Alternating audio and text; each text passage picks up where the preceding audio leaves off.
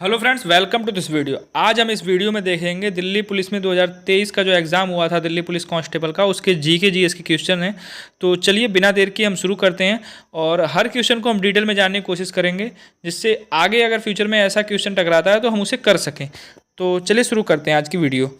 देखिए, सबसे पहला क्वेश्चन है हमारा, भारतीय संविधान के अनुच्छेद 32 के अंतर्गत कितने रिट की गारंटी दी गई है। यानी आर्टिकल जो 32 है उसमें कितने प्रकार के रिट जारी कर सकता है सुप्रीम कोर्ट, ये पूछा गया आपसे। तो यहाँ पे ऑप्शंस हैं 6, 5, 4, 7। तो इसका सही आंसर होगा ऑप्शन नंबर बी यानी 5। सुप्रीम कोर्ट 5 तरह के रिट जारी कर सकता है आर्टिकल 32 के तहत। कौन कौन से हैं 5 वो रिट? तो है बंदी प्रत्यक्षीकरण, परमादेश, निषेधता और अधिकार परीक्षा और उत्प्रेषण।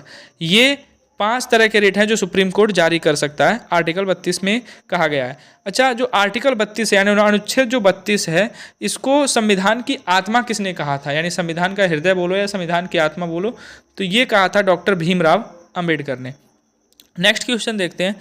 पुस्तक poverty and un British rule in India, इसके लेखक कौन है? जो ये बुक है आपकी poverty and un British rule in India, इसके लेखक कौन है? तो इसके लेखक थे इसके दादा भाई नौरोजी।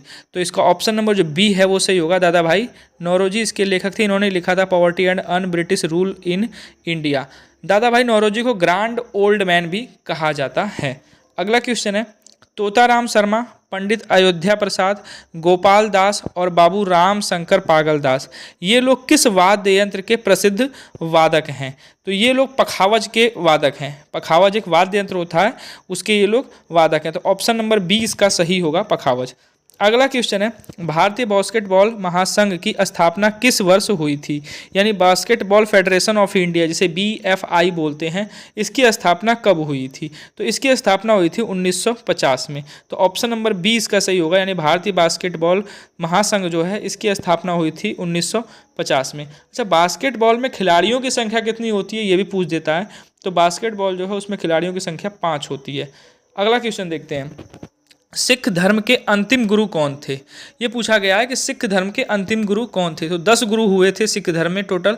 तो जो 10वें गुरु थे, अंतिम गुरु, उनका नाम था गुरु गोविंद सिंह। तो ऑप्शन नंबर डी जो है वो सही होगा, यानी गुरु गोविंद सिंह सिख धर्म के अंतिम गुरु थे, इन्होंने ही खालसा पंथ की स्थापना भी की थी 1699 में। देखो, इनका जन्म हुआ था 22 दिसंबर 1666 को पटना बिहार में। इन्होंने खालसा पंथ की स्थापना की थी 1699 में।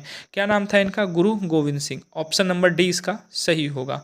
अगला क्वेश्चन है, निम्नलिखित में से कौन राजीव गांधी खेल रत्न पुरस्कार के पहले प्राप्त करता है? यानी जो राजीव गांधी खेल रत्न पुरस्कार की स्थापना हुई थी 1991-92 में, तो उस समय पहली बार ये किसको मिला था? तो सबसे पहले राजीव गांधी खेल रत्न पुरस्कार विजेता है विश्वनाथन आनंद। ये आपके वो शतरंज के प्लेयर हैं विश्वनाथन आनंद।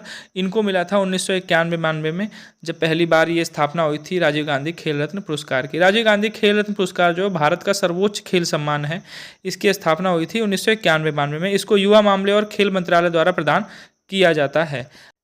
अगला क्वेश्चन है, राज्य लोक सेवा आयोग के जो अध्यक्ष होते हैं उसको किसके द्वारा हटाया जा सकता है?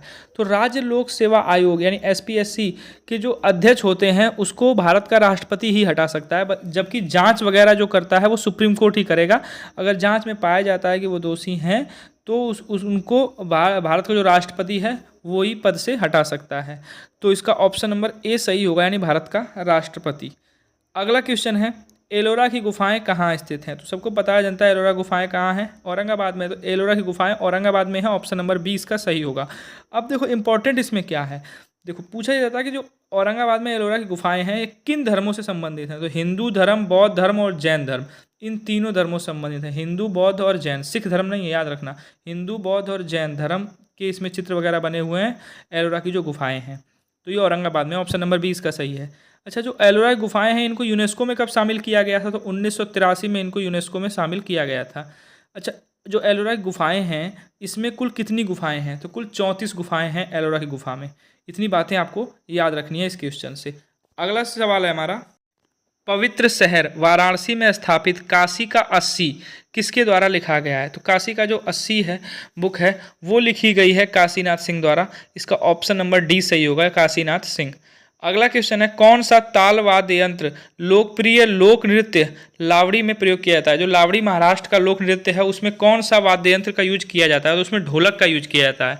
ऑप्शन नंबर इसका ए सही होगा, यानी लावड़ी में ढोलक का यूज किया जाता है। लावड़ी कहाँ का लोक नृत्य है, तो वो है महाराष्ट्र का। तो ये थे हमारे 10 क्वेश्चन जो दिल्ली पुलिस के एग्जाम में पूछे गए थे, कांस्टेबल के एग्जाम में। उम्मीद करता हूँ ये वीडियो आपको अच्छी लगी होगी, और अगर आप चैनल पर नए हैं तो इसे सब्सक्राइब कर लें और ज़्यादा से ज़्यादा इस वीडियो को अपने स्टडी ग्रुप में शेयर करें। और अगर आप फ्यूचर में किसी और कॉम्पिटिटिव एग्जाम्स के जीके जीएस के प्रीवियस ईयर क्वेश्चंस की वीडियो चाहते हैं तो कमेंट सेक्शन बता सकते हैं। तब तक के लिए best of luck. Thanks for watching this video.